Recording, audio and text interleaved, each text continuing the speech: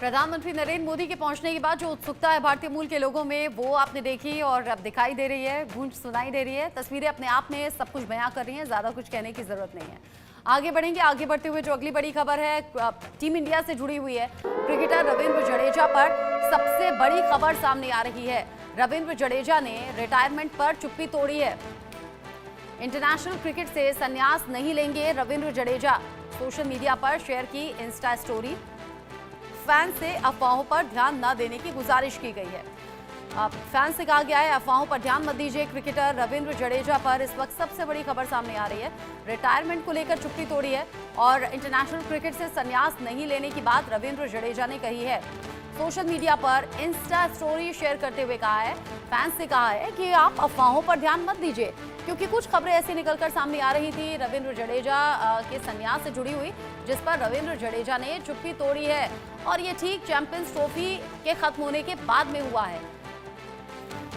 Fans से अफवाहों पर ध्यान न देने के लिए कहा है। रविंद्र जडेजा ने सोशल मीडिया पर यह ऐलान करके बता दिया है कि वो संन्यास अभी नहीं लेने वाले हैं। इंटरनेशनल क्रिकेट से संन्यास नहीं लेंगे रविंद्र जडेजा। ललित कोहली इस पर बात करने के लिए जुड़ गए हैं, क्रिकेट एक्सपर्ट हैं, साथ ही साथ मनोज जोशी जुड़े हुए हैं स्पोर्ट्स एडिटर के तौर पर। आप दोनों का स्वागत। सबसे पहले मनोज जी, रविंद्र जडेजा ने साफ कर दिया कि कोई संन्यास मैं अभी नहीं लेने वाला हूं और फैंस से भी कह दिया कि अफवाहों पर ध्यान ना दें, लेकिन अफवाह तो इस तरह की थी। जी हाँ, अफवाहें थी इस तरह की, और अफवाहें तो रोहित शर्मा और विराट कोहली को लेकर भी थी, और रोहित शर्मा को उसका खंडन करना पड़ा और कहा कि नहीं भाई मैं कहीं नहीं जा रहा। और विराट कोहली मतलब कोई यहाँ पर इसका कोई औचित्य नहीं है कि मतलब इन सबको रिटायर किया जाना है।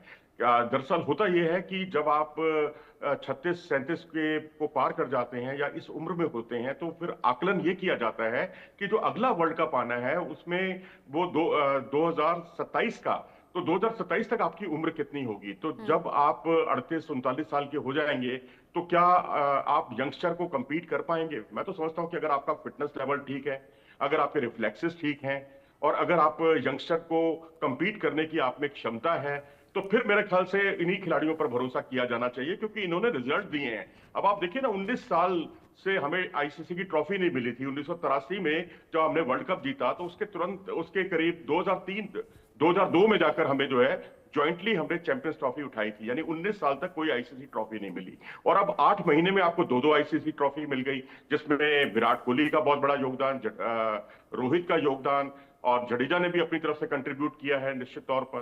तो ऐसी स्थिति में अगर कंपीट करने की क्षमता है आप में, यंगस्टर्स में, तो मेरे ख्याल से कोई बुराई नहीं है, आप इन पर रिलाई कर सकते हैं। लेकिन हाँ, टेस्ट क्रिकेट में आपको रोहित शर्मा का विकल्प जरूर सोचना होगा, लेकिन जडेजा एवरग्रीन है। लेकिन ये मत भूलिए कि अगला वर्ल्ड कप जो है साउथ अफ्रीका में होना है, और वहां पर आपके पास स्पिनर के तौर पर ज्यादा स्पिनर्स की जरूरत नहीं है। वहां आपके वरुण चक्रवर्ती और कुलदीप यादव तो हैं ही, अक्षर पटेल पर ज्यादा भरोसा किया जा रहा है। तो इन 3 स्पिनर्स के अलावा चौथे स्पिनर की जरूरत पड़ती नहीं है। अब सवाल है, जब 2027 के वर्ल्ड कप में आपकी जरूरत नहीं है, तो फिर आपको कंटिन्यू करने का कोई बहुत ज्यादा मतलब नहीं है। उससे कहीं ज्यादा अच्छा है कि आप जो है फास्ट बॉलिंग ऑलराउंडर्स उनको ग्रूम किया जाए।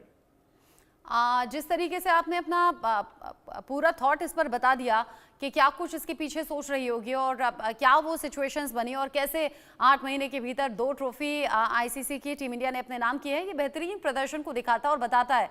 लेकिन ललित जी, अगर संन्यास की खबरें रह रहकर सामने आती है, जैसे अभी मनोज जी ने कहा कि रोहित शर्मा और विराट कोहली को लेकर भी इस तरह की अफवाह थी, लेकिन फिर वो सभी अफवाहों को खुद से शांत करना पड़ता है, ये बताना पड़ता है कि भाई इन अफवाहों पर ध्यान मत दीजिए, जैसे कि अभी रविंद्र जडेजा ने भी किया। ये अफवाह फैलती क्यों है? क्या खराब परफॉर्मेंस का प्रेशर रहता है? क्या फैंस के जरिए ही अफवाहें क्रिएट कर दी जाती हैं? और फिर जब इस तरह के परिणाम आते हैं कि जीत गए हैं, बेहतरीन परफॉर्मेंस रहा है, तो खिलाड़ियों में भी एक कॉन्फिडेंस रहता है ये बताने के लिए कि भाई नहीं हो रहा है अभी रिटायरमेंट। एक ना बहुत पुराना ट्रेंड चला है कि 34-35 साल के बाद स्पोर्ट्समैन को रिटायर होना चाहिए। मुझे लगता है कि जिस तरीके का प्रदर्शन रोहित शर्मा, विराट कोहली, जडेजा ने किया है, ये किस्म से टीम के राजा हैं। तो ये चाहते हैं कि आगे जो विरासत टीम को दी जाए, कप्तान को दी जाए, वो ऐसा हो जो कि तैयार होकर इस विरासत को संभाल सके। तो मैंने अभी एक बयान पढ़ रहा था रोहित शर्मा की कि वो चाहते हैं कि अभी 1-2 साल वो टीम में रह के वो ऐसे प्लेयर को तैयार करें जो हिंदुस्तान की कप्तानी को आगे संभाल सके। देखिए, कप्तान बनना बड़ी बात नहीं है, लेकिन उस प्रेशर को मेंटेन करके झेलना, उसको किस तरीके से जीत में तब्दील करना, ये बहुत बड़ी बात है। तो मुझे लगता है कि अभी रोहित शर्मा, विराट कोहली के अलावा ऐसा टीम में कोई प्लेयर नहीं है जो इतने बड़े टूर्नामेंट के लिए आगे तैयार हो।